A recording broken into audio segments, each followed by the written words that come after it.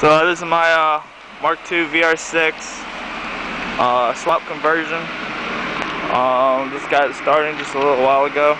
3.0 liter stroke motor. Not a lot. Just gonna start it up real quick for you, real quick. Got the stuff done to it.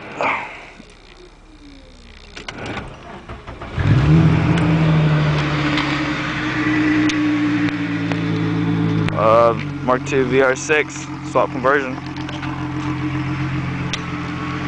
I still need to put the dash back in, but everything's pretty cool. Recaro interior, a lot of stuff in the back. Corrado dash conversion, new speed chip.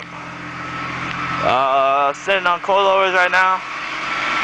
Basically just working on it. Stay tuned. It's good shit.